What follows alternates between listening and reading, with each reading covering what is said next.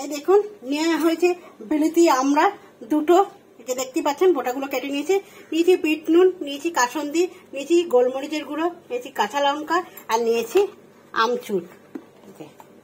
আমচুর এটা দিই আজকে দাদাভাই চাট বানাবে, বিলিতি আমড়ার চাট।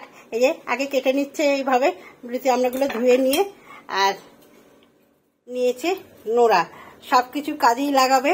দেখা যায় দাদাভাই কিভাবে চাটটা বানায় বিলিতি আমড়ার।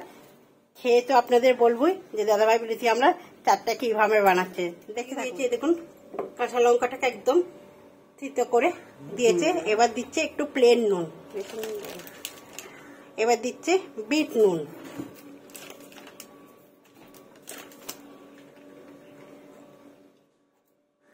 দিচ্ছে অল্প পরিমাণে একটু চিনির দানা, গোলমরিচ গুঁড়ো,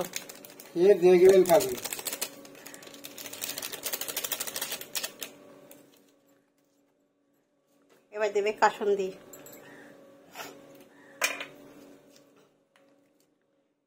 সব সময় তো রান্না দেখাই, কিন্তু এইগুলো কিন্তু একদম চটজলদি হয়ে যায়, খেতেও কিন্তু খুব সুন্দর লাগে। আর এখন এই আমড়াটা পাওয়া যাচ্ছে, বিলিতি আমড়াটা। এবার দিচ্ছি আমচুর পাউডার। দাদা ঠিক কথা আপনার সামনে বলতে পারে না, তাই জন্য দাদা বলে না, দাদাই বানাচ্ছে।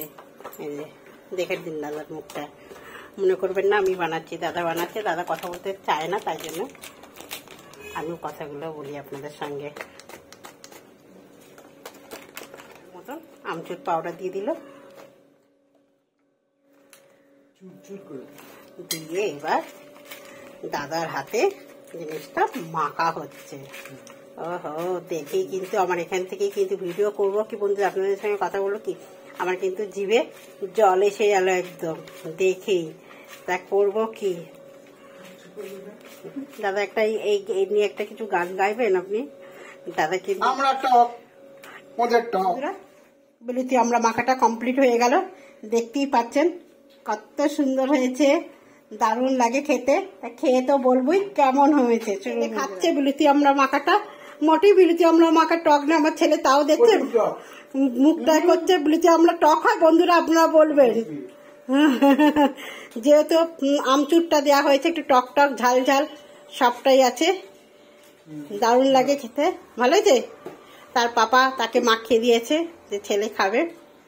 আমি একটা খেয়ে দেখবো যে দাদা কেমন মেখেছে।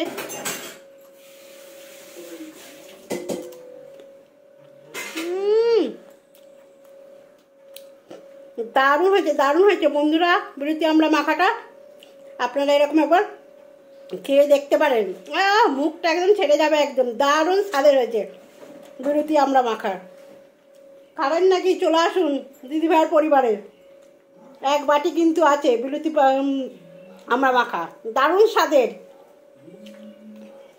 চলুন, যদি ভালো লাগে বিলিতি মাখা আমরাটা, কথা আটকে যাচ্ছে খেতে গিয়ে, তাহলে একটা লাইক শেয়ার কমেন্ট করবেন, পাশে থাকবেন, একটা সাবস্ক্রাইবার করে দেবেন যদি ভালো লাগে দিদিভাইয়ের পরিবারটা।